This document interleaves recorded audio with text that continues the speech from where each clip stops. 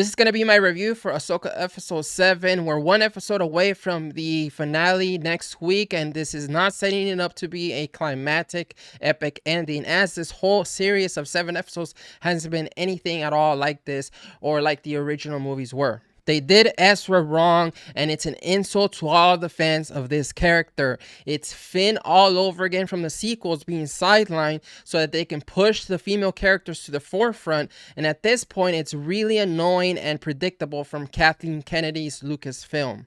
This review is going to consist of the good and the bad. Unfortunately, there's going to be a lot of bad in this, so let's go ahead right into the bad. We have some scenes at the beginning of this episode with Heir talking to Chancellor Mon Mothma here and some senators, and there's just some really bad moments here with some of the characters and bad dialogue. But this report reads like a child's fairy tale. Jedi, false Jedi, star maps, star whales, distant galaxies. Honestly, are we to believe any of it?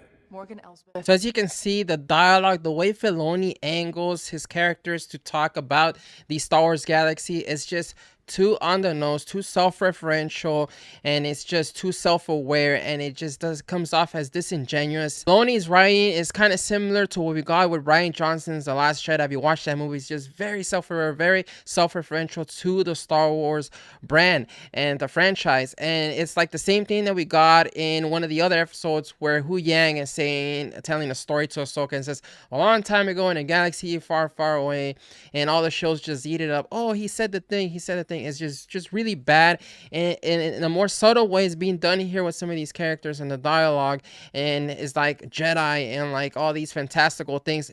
It's a fantastical world. It's a fantasy world with Jedis, you know, with spaceships, laser swords, all kinds of things like that. And it's like, why can't these characters just believe in all that and all of that just be normal? That's why George Lucas's movies are going to be way better always, because in those movies, a lot of these characters are meeting up with exotic aliens, going to incredible planets and going on incredible spaceships and spacecraft, and there's lightsaber fights and everything like that. But for them, it's all normal. And in this case, what we see here with this character is just an example of Filoni's writing, how he just doesn't understand how to write Star Wars. He cannot work with the world of Star Wars because he has to be so self-aware about it. To make the world believable, why can't you have characters that have convictions? With Baylan, we're getting like Kylo Ren all over again. He doesn't care about the Jedi, the Sith, the dark side, the light side. He says he wants to create something new and start something new. Doesn't this sound familiar like Kylo Ren in The Last Jedi, aka what Rian Johnson wrote? This is why Filoni writes a lot of his stuff like Rian Johnson, why a lot of this feels like the sequels, The Last Jedi specifically, because it's so self-aware. And he doesn't have any of these characters believe in any of these causes, any of these things or values within this universe. Now, the C-3PO scene is a little odd. I guess they were trying to do like a Deus Ex Machina here where they save Hera, where he saves Hera right on time before she has to be court-martialed or anything like that. So basically, Hera told C-3PO, make up a story that Leia is backing my mission, and we'll figure it out and we'll contact Leia and she'll approve it later. And that's what she tells Mon Mothma. But at the same time, it doesn't make any sense. And also there's evidence all the way from episode 1 about these Dark Force users, Shin and Baylan, attacking this New Republic ship. There's recordings of them. There's all kinds of evidence, and the New Republic right here is being shown as so incompetent. I guess they want to set up how they got defeated with the sequels, and this is just another sign that all of this is going to lead to the crappy sequels. The New Republic is really dumb. They should have a military council that is still in charge of taking care and getting rid of all the Imperial remnants scattered throughout the galaxy. They can have Han Solo and other familiar characters like Wedge Antilles involved in that council. So Ahsoka and Hu Yang, just out of luck from nowhere, arrive to the planet where Ezra and Sabine and Thrawn are, and there's a whole minefield. You have to question, how did they have time to put all those mines there when Morgan, Elsbeth, and Bane Baylan and Shin arrive to the planet, they weren't there. So all the whales have to jump back into light speed to avoid getting killed. And then Ahsoka and Hu Yang basically are being chased by all these enemy fighters for like almost the whole entire episode. Eventually Ahsoka separates from Hu Yang, but it doesn't make any sense because they don't have anybody gunning the guns to try to stop them. They don't try to hide somewhere, and I saw a lot of complaints like this, and it just doesn't make any sense. Dave Filoni cannot even do space battles in his own Star Wars show. So Ray Stevenson's character, there's a lot of hype and a lot of people like his character or performance. I think it's okay. He is a good actor and he has good screen presence, but his character at this point, after 7 episodes, keeping him mysterious, doing those whole mystery box thing with him, it's just making me lose interest with him. And he says, oh, there's something going on in this planet. I'm planning for something different than the Jedi and the Sith.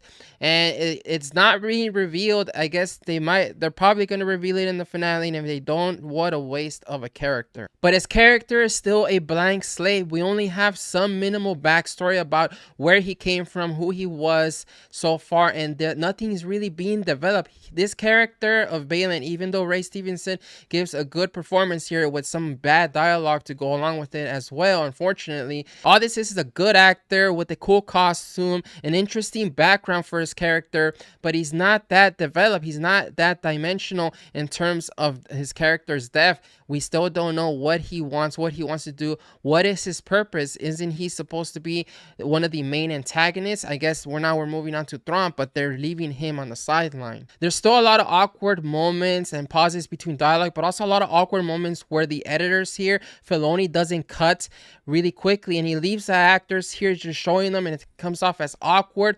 And Ray Stevenson here is probably like, what the hell is this crap? What am I even doing? When is my character going to do something more and more interesting here?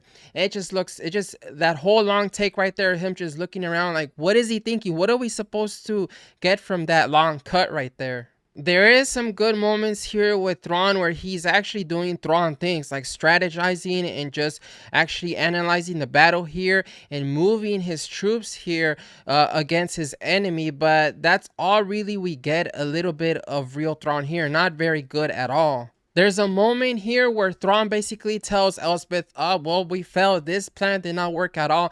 And that's basically Filoni writing through his characters and kind of admitting to us that he failed in writing this scene, in writing this character, succeeding in doing what he's good at. And it just comes off as very meta and very self-aware and self-referential again. And that's Filoni basically writing himself into really bad writing corners, and then with more bad writing, trying to resolve his character through these conflicts, these really bad conflicts that he puts them in. Filoni cannot write a super smart military commander admiral like Thrawn is supposed to be. He's not a good writer. Filoni most likely did not do his homework on military lingo and military tactics, which would have helped a lot right here with writing this specific character, but you can just see right here that it lacks a lot of characterization and character for Thrawn. And even though I do not like this show and I do not like the way it's going, and there's a lot of also like signs and hints here that it all leads to the Disney sequels Rey's trilogy, I was hoping there was going to be a good moment here with Ezra at least. I watched all of Rebels. I liked Ezra's character. I like Kanan's character the most. I was never a fan of Sabine.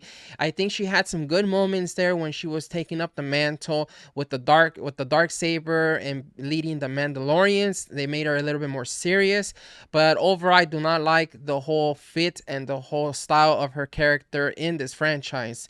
And don't even get me started with Ahsoka. But I was hoping they were going to give Ezra a really great moment with his lightsaber. We're going to see a actual Jedi here. Someone that actually is still practicing the Jedi ways. Unlike Ahsoka, who Filoni doesn't know what to do with her. And actually kick butt with these stormtroopers.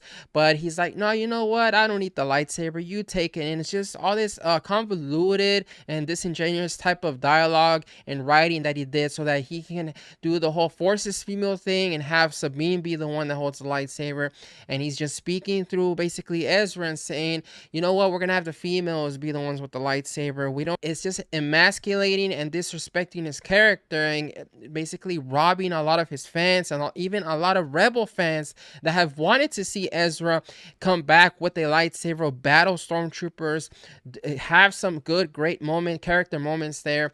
Yes, they went with the route where he was going to use some kind of like martial arts, force power type of fighting that he did here. That does work for a Jedi, and it's a good tactic, but at the same time, Sabine has her weapons. She has an arsenal of weapons, and she's very skilled and has to be very experienced with all her fighting and weapons, Mandalorian fighting and combat.